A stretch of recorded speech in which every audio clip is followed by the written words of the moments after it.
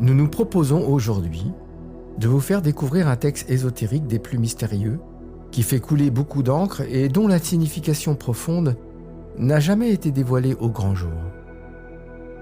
Piotr Phoenix vous invite au cœur d'une interprétation tout à fait inédite.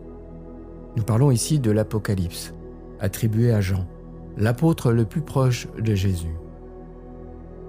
De tous les disciples, c'est le seul qui l'a accompagné dans toutes ses pérégrinations et jusqu'à sa crucifixion sur le mont du Golgotha, qui signifie le mont du crâne. La légende raconte qu'il est demeuré immortel et que le Maître Jésus aurait dit en parlant de Jean « Que t'importe si lui doit rester jusqu'à ce que je revienne ?»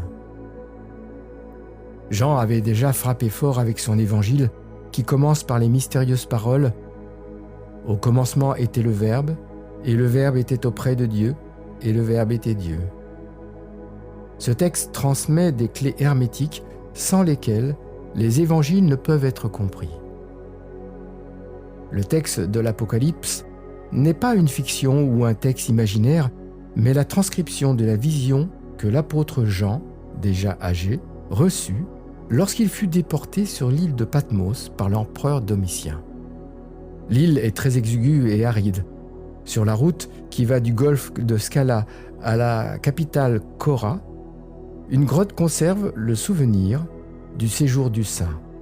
Elle est aujourd'hui recouverte par un pittoresque ensemble de bâtiments conventuels des XVIe et XVIIe siècles. On y montre, protégé par une grille et revêti d'argent, un petit renfoncement où le visionnaire aurait logé sa tête, tandis qu'il recevait la vision du Christ et l'inspiration qui s'ensuivit. Dans cette vision, Jésus-Christ lui donna tout l'enseignement occulte. Le titre de ce traité exceptionnel, Apocalypse, vient du grec apokalypsis, qui signifie révélation. C'est ainsi que le prologue commence en ces termes. Révélation de Jésus-Christ que Dieu lui a confiée pour montrer à ses serviteurs ce qui doit arriver bientôt. Il l'a signifié à son tour par l'entremise de son ange, à son serviteur Jean, lequel atteste comme parole de Dieu et témoignage de Jésus-Christ tout ce qu'il a vu. Beaucoup d'exégètes, cherchant à commenter le texte, pensèrent qu'il s'agissait ici de la révélation d'une prophétie, c'est-à-dire de ce qui devrait arriver bientôt dans le monde. De là, l'extension que revêt le mot apocalypse est appliquée comme une prophétie des temps à venir, et particulièrement des catastrophes à l'échelle mondiale ou planétaire, destinées à amener des transformations profondes. En vérité, il n'en est rien. Le texte n'est pas une prophétie des malheurs qui doivent affecter l'humanité, même s'il annonce réellement les différentes phases évolutives par lesquelles notre actuelle humanité devra nécessairement passer avant d'aboutir à la réalisation spirituelle du grand œuvre des sages. Le texte est ésotérique et traite du mystère de la pierre philosophale. L'examen plus approfondi du texte démontre la véracité du propos. Il n'est pas d'autre question que celle des aspects techniques de l'œuvre, cachés de façon extrêmement subtile dans les mots employés dans la révélation. Cette révélation s'exprime par un ensemble de visions et de tableaux que reçut saint Jean pendant qu'il méditait. Dans cet état de méditation connu sous le nom d'extase, Jean fut transporté sur les plans supérieurs. C'est là que l'ange de la connaissance transmit au saint cette vision, de façon à clairement marquer sa conscience et lui permettre de la retranscrire sous forme écrite pour servir d'écriture sacrée aux serviteurs de Dieu. Le mot serviteur signifie disciple des maîtres de l'Agartha. Les serviteurs de Dieu dont parle le texte sont donc les maîtres de sagesse ou adeptes qui résident dans le royaume souterrain de l'Agartha. Ces maîtres sont placés au service du Christ créateur de notre univers. Ce sont eux qui ont transmis cet enseignement à l'humanité. L'enseignement reçu par Jean dans sa vision est d'origine divine. Il ne peut donc être mis en doute parce qu'il vient de Christ, créateur d'univers, et qu'il est transmis à Jean par l'entremise de son ange. Il ne peut donc être modifié d'aucune façon. La traduction sur laquelle Piotr Phénix s'est appuyé pour écrire son traité sur l'Apocalypse est celle traduite et publiée par les moines de Maredsous en Belgique. Il est difficile de savoir quel mot saint Jean employa exactement. Mais le véritable connaissant peut comprendre le sens profond du texte, dont Piotr Phénix certifie qu'il décrit le déroulement complet du grand œuvre alchimique humain, de la transmutation de soi. À partir de là, chacune des paroles employées par Jean possède un sens précis qui ne peut faire l'objet d'interprétations fantaisistes. Heureux le lecteur et les auditeurs de cette prophétie, s'ils en observent le contenu car le temps est proche. Piotr Phénix a fait l'analyse alchimique de tout le texte de l'Apocalypse. Il ne nous est pas possible dans cette courte vidéo de la présenter en son entier, mais nous vous proposons un aperçu de son interprétation. Jean fut choisi pour apporter à l'Agartha une nouvelle révélation, car étant passé par les plus hauts grades initiatiques, il connaissait déjà bien des mystères ésotériques. Il avait acquis le droit de communiquer avec les anges, car ce n'est que par l'initiation que ce contact est rendu possible. L'être humain peut tout au plus, s'il est assez pur, solliciter leur aide par la prière, et ils interviendront s'ils le veulent, et si l'être humain possède karmiquement le mérite qui rend possible leur intervention. Dans tous les autres cas, malgré leur désir d'aider les humains et leur amour pour eux, les anges ne peuvent rien faire pour eux tant qu'ils sont enfoncés dans les ornières du karma. Le voici venir avec les nuées. Le terme de nuée désigne les nuages, ce qui est en suspension dans l'atmosphère. Il évoque plus exactement l'énergie subtile d'un plan supérieur. Le Christ viendra de nouveau dans notre monde planétaire, non plus sur le plan physique, mais sur un plan beaucoup plus subtil, le plan éthérique. Tout œil le verra, même ceux qui l'ont percé, et toutes les tribus de la terre se lamenteront à son propos. Jean fait la promesse que tous auront la possibilité de voir le retour du Christ, même ceux qui, au temps de sa venue, furent ses ennemis. Toutefois, ils devront s'engager à faire l'œuvre alchimique de transformation de soi, car l'enseignement révélé par l'Apocalypse vise à donner les clés de l'évolution alchimique et spirituelle de l'humanité. Le grand Hermès l'a dit, ce qui est en bas est comme ce qui est en haut. Le but de la réalisation humaine est de découvrir sa divinité intérieure, car nous sommes divins depuis l'origine, mais nous n'en sommes pas conscients. Il s'agit de passer par toutes les étapes du grand œuvre alchimique, lesquelles nous rendront conscients de cette divinité. Tout le processus de l'évolution vise à nous rendre lucides de cette réalité grandiose, susceptible de changer la face du monde. L'Apocalypse révèle cette réalité. Dans le premier chapitre, Jean nous dit pourquoi il fut déporté sur l'île de Patmos. C'est tout simplement parce qu'il enseignait le message de l'Évangile, ce qui n'était pas de nature à plaire à l'empereur Domitien. Bien que déjà âgé, Jean devait communiquer au monde un message très important. Cet événement historique nous invite à comprendre que c'est souvent dans l'exil, la solitude, au sein d'un monastère ou par un choix délibéré que le candidat au grand mystère se retire pour découvrir leur sens caché. S'il aspire à la vérité et s'il ne choisit pas la solitude ou l'exil de façon délibérée, le destin se charge de le faire pour le bien de l'avenir spirituel du candidat. Lorsque la maladie, la souffrance ou quelque autre événement nous place dans une situation de solitude, il faut essayer de comprendre à quoi rime cet exil, car l'âme reste une exilée dans la matière du monde. L'âme n'est pas de ce monde, elle croît et se développe dans une autre dimension. Les seules nourritures qui développent l'âme sont l'amour et le service. L'Apocalypse se compose de 22 chapitres. Chaque nombre affecté à un chapitre contient un message. Les Égyptiens ont retranscrit la vérité des mystères dans les 22 temples de la sagesse qu'ils avaient construits symboliquement, et les élèves passaient de l'un à l'autre pour être totalement instruits des 22 arcanes du tarot hermétique. L'alphabet hébraïque comprend 22 lettres, et il est construit sur la base du temple sacré égyptien. À l'époque, les 22 temples étaient le reflet des 22 temples ésotériques du royaume de l'Agartha. 22 est un nombre parfait. Moïse est venu, Jésus-Christ est apparu, d'autres sages ont enseigné, tous ont proclamé la même vérité. La divinité de l'homme, le destin grandiose de l'humanité.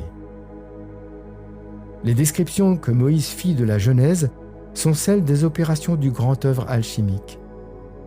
Il décrivit la création du monde en 6 jours, le repos le 7e, ne faisant que retranscrire ce qu'il vit dans son laboratoire intérieur, reflet d'une voyance cosmique. L'alchimiste, qui a vu la création du monde en miniature dans son laboratoire, acquiert la foi par l'expérience. On ne peut accéder à la compréhension de l'Apocalypse que de l'intérieur. Dans sa vision, Jean nous parle du Fils de l'homme. Il voit le Christ et comprend que les processus du grand œuvre alchimique sont entièrement dirigés par le grand maître de notre univers. Un grand œuvre est à accomplir dans chaque règne de la nature, minéral, végétal, animal et humain. Lorsque l'être humain est capable de sortir de son règne, son grand œuvre se poursuit sur les plans supérieurs. À chacun de trouver où se situe son propre accomplissement. Pour atteindre sa propre perfection, l'humanité doit suivre toutes les étapes du grand œuvre intérieur. Cela ne peut pas se faire en une seule incarnation, mais en des milliers d'incarnations. L'humanité tout entière fait un grand œuvre collectif. Pour faire son grand œuvre, l'être humain doit commencer par descendre au plus profond de lui-même, afin d'y trouver le feu sacré qui le conduira tout au long des étapes, jusqu'à l'obtention de la pierre philosophale humaine, qui est le corps glorieux de résurrection, dont parlent les textes sacrés du Nouveau Testament. Il devra tout d'abord faire mourir le vieil homme en lui, c'est-à-dire les 3 corps de sa personnalité, le corps physique, le corps émotionnel et le corps mental, afin de ressusciter ensuite dans un corps nouveau. « J'ai été mort et me voici vivant », dit Jean dans le texte. La pierre philosophale détient réellement les clés de la vie et de la mort.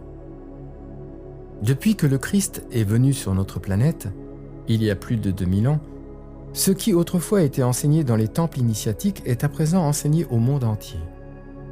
Beaucoup de ce qui appartient aujourd'hui au patrimoine scientifique de l'humanité était autrefois présenté comme une vérité ésotérique à une minorité d'hommes. Un certain nombre de choses sont en train de passer du domaine ésotérique au domaine exotérique. Ce qui était caché au commun des mortels est révélé massivement, comme par exemple la réincarnation et la résurrection de l'âme. L'être humain ne peut comprendre ces doubles vérités s'il ne s'efforce de comprendre la loi des conséquences ou de causalité universelle, qui est fondée sur le principe que tout effet découle d'une cause. Le monde existe parce qu'une cause l'a engendré. Les sages ont nommé cette cause première Dieu.